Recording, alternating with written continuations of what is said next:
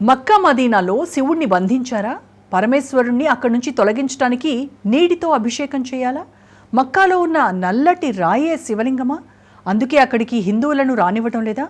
అసలు మక్కా మదీనాతో ఆ శంభో శంకరుడికి ఉన్న సంబంధం ఏంటి?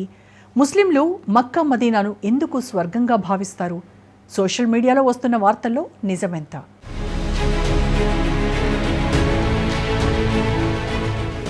మక్కా మదీనా సౌదీ అరేబియాలో ఉంది. ఇక ఈ దేశం పూర్తి ఇస్లామిక్ దేశం. చెప్పాలంటే ఏ హిందువుకు కూడా ఇక్కడ ఎంట్రీ దొరకదు. అక్కడికి ఏ హిందూ వెళ్ళినా సరే సమాధి చేయడానికి స్థలమే ఉండదు. అయితే ఈ దేశంలో పెట్రోల్ ఎక్కువగా దొరుకుతుంది. అందుకే ప్రపంచ దేశాల్లో ఇది కూడా ఒక ధనవంతమైన దేశంగా మారింది. సౌదీ అరేబియా రాజధాని రియాద్. కానీ ఇక్కడ రాజధాని కంటే ఎక్కువ ప్రసిద్ధి చెందిన 2 ప్రాంతాలుంటాయి. అవి ఒకటి మక్కా, రెండవది మదీనా. 2 సిటీలు కేవలం సౌదీ వాళ్ళకే కాదు, భూమి మీద ఉండే ప్రతి ముస్లింకు పవిత్రమైన స్థలాలు. ఇక్కడ ముఖ్యమైన విషయం ఏంటో తెలుసా? ప్రపంచవ్యాప్తంగా ఉన్న ముస్లింలు ఇక్కడికి వస్తూ ఉంటారు. ఇది ముస్లింలకు తీర్థస్థలి.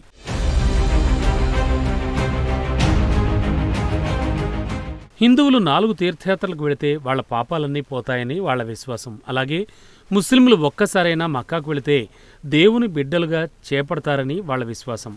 ప్రతి ముస్లిం వాళ్ళ జీవితంలో ఏది సాధించినా సాధించకపోయినా ఒక్కసారి మాత్రం మక్కా మదీనా వెళ్ళాలి అనుకుంటారు.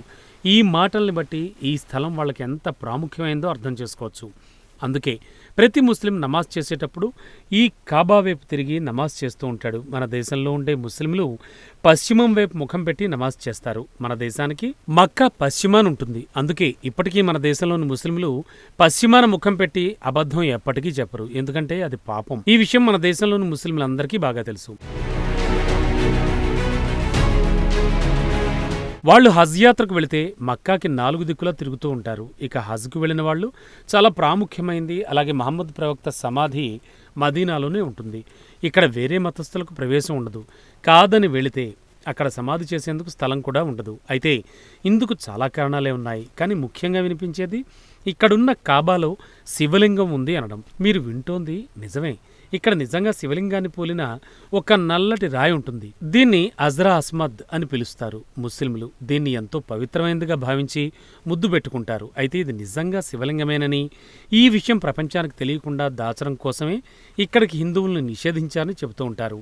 ఈ అజ్రా అస్మద్ గురించి ఎక్కడి స్థానికులు ఏం చెప్తారంటే, దీన్ని స్వయంగా దేవుడే స్వర్గం నుంచి పంపించాడని, మొదట ఇది తెల్లగా ఉండేదని, ఇవి మొదటి మనిషి అని చెప్పబడే వ్యక్తికి దొరగ్గా ఆ తర్వాత ప్రజలు చేస్తున్న పాపాల వల్ల ఇది నల్లగా మారిపోయిందని అంటూ ఉంటారు.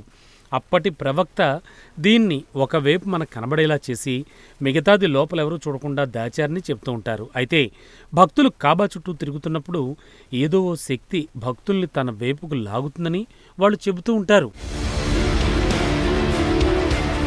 అయితే దీన్ని పంపింది ఎవరో కాదు, ఆ మహాశివుడే అని మన పురాణాలు చెబుతున్నాయి. అసురుల గురువైన శుక్రాచార్యుల వారు భూమి మీద అసురులు అంతం అయిపోతారని మన దేశానికి దూరాన ఉన్న ఒక పెద్ద ఎడారిలో కూర్చుని శివుడి కోసం ఓ ఘోర తపస్సు చేస్తారు. అప్పుడు శివుడు ప్రత్యక్షమై ఈ ప్రాంతానికి తన జ్యోతిర్లింగం ఒకటి చేరుతుంది. దాన్ని నిత్యం పూజిస్తే నీకు కావాల్సింది దొరుకుతుందని అంటాడు. అయితే ఆ లింగాన్ని నువ్వు నీ కుటుంబం మాత్రమే తాకాలని చెప్పి వెళ్ళిపోతాడు. అలా ఆయన వెళ్ళగానే ఓ జ్యోతిర్లింగం ఆకాశాన్ని చీల్చుకుంటూ వచ్చిన ఓ తెల్లటి రాయి ఆ ప్రాంతంలో పడుతుంది.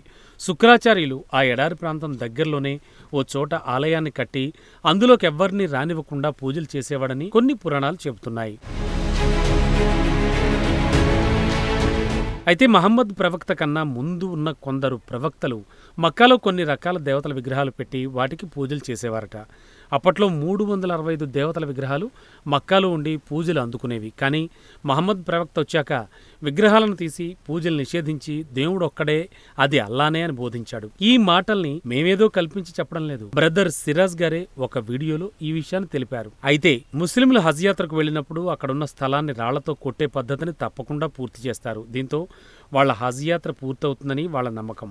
నిజంగా చెప్పాలంటే ఈ సైతాన్ను రాళ్లతో కొట్టే పద్ధతి 3 రోజుల పాటు ఉంటుంది. ఈదుల్ అదా, బక్రీద్ సమయంలో హజ్ యాత్ర చేసి రాళ్లతో కొట్టే పద్ధతి నెరవేర్చుకోవడం.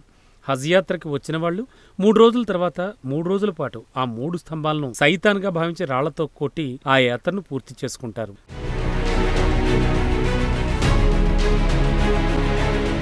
అయితే వీటిని కూడా కొంతమంది మన హిందూ పురాణాలకు లింక్ చేసి చెప్తారు. అవేంటంటే 3 స్తంభాలను బ్రహ్మ విష్ణు మహేశ్వర్లను భావిస్తూ నిజంగానే వేల సంవత్సరాల క్రితం మక్కాలో ఒక శివాలయం ఉండేదని, దాన్ని ధ్వంసం చేసి కాబాను కట్టారని అక్కడ కనిపిస్తుంది కూడా. ఇక అంతేకాదు అక్కడ ఉన్నది కూడా శివలింగమే అంటారు. ఎందుకంటే ఇక్కడికి వెళ్ళిన వాళ్ళు మన సనాతన ధర్మంలో లాగానే ఒక తెల్లటి వస్త్రం కట్టుకుని అల్లా నామస్మరణ చేసుకుంటూ ప్రదక్షిణలు చేశారు. ఇవన్నీ సాధారణంగా మనం మన దేవాలయాల్లో చూస్తూ ఉంటాం. సనాతన ధర్మం లాగానే వీళ్ల పద్ధతులు కూడా ఉండడంతో మన భారతదేశంలో దేవాలయాలను పగలగొట్టి వాటి స్థానంలో మసీదులు కట్టినట్టుగా మక్కాలో కూడా శివాలయాన్ని కట్టారేమో అని చాలామంది అంటూ ఉంటారు. కానీ దాంట్లో ఏ మాత్రం నిజం లేదు. కానీ ఇందులో వేరే నిజం ఉంది. దేవుడు హజరత్ ఇబ్రహీం అనే వ్యక్తికి కలలో కనిపించి తాను ఇష్టపడే దాన్ని బలిగా అడుగుతాడు. ఇక్కడ హజరత్ ఇబ్రహీం ఇష్టపడేది ఏముంది? తన ఒక్కగానొక్క కొడుకు తప్ప. ఎందుకంటే అతను తన ముసలితనంలో పుట్టాడు, అందుకే తన కొడుకును అమితంగా ప్రేమించేవాడు. కానీ దేవుని మాటను కాదనలేడు. హజరత్ తన కొడుకును బలివ్వడానికి వెళ్ళేటప్పుడు ఒక సైతాన్ కలుస్తాడు. ఆ సైతాన్ హజరత్తో తన కొడుకును బలివ్వద్దని, అలా బలిస్తే ముసలితనంలో తనకెవరూ తోడు ఉండరని చెప్తాడు. అయినా వినకుండా హజరత్ తన కుమారుని బలివ్వడానికి వెళ్తాడు. అయితే బలిచ్చే సమయంలో తన ఆలోచనలో మార్పు రావచ్చని భావించి తన కళ్ళకు గంతలు కట్టుకుంటాడు. అయితే దేవుడు హజరత్ నిజాయితీని నమ్మి హజరత్ కొడుకు స్థానంలో ఒక పొట్టేలును బలిస్తాడు. ఇక అప్పటి నుంచి ఈ బక్రీద్ పండుగ వచ్చింది. హజ్ యాత్రకు వచ్చిన తర్వాత పొట్టేలు బలి ఇచ్చి ఆ తర్వాత సైతాను రాళ్లతో కొట్టడానికి వెళ్తారు. అప్పుడు హజరత్కు తప్పుడు సలహా ఇచ్చినందుకు వీళ్లు రాళ్లతో కొడతారు. అక్కడ ఉన్న స్తంభాలు శివలింగాలు కాదు. ముస్లింలు తమ మనసులో ఉన్న చెడును తీసేయడానికి వాటిని సైతాన్గా భావించి అలా రాళ్లతో కొడతారన్నమాట. అయితే ఇక్కడే ఒక అనుమానం రావచ్చు, అక్కడికి హిందువులను ఎందుకు రానివ్వరు అని. అక్కడ కేవలం హిందువులే కాదు, వేరే మతస్థులను కూడా రానివ్వరు. ఎందుకంటే మక్కాకు వచ్చేవారి హృదయంలో కేవలం అల్లా మాత్రమే ఉండాలి, మొదటగా అల్లా పేరు మాత్రమే పలకాలని వాళ్ళు భావిస్తుంటారు. అందుకని వేరే మతస్థులను మక్కాలోకి రానివ్వరు. అంతేకాని మక్కాలో శివలింగం ఉండి మాత్రం కాదు.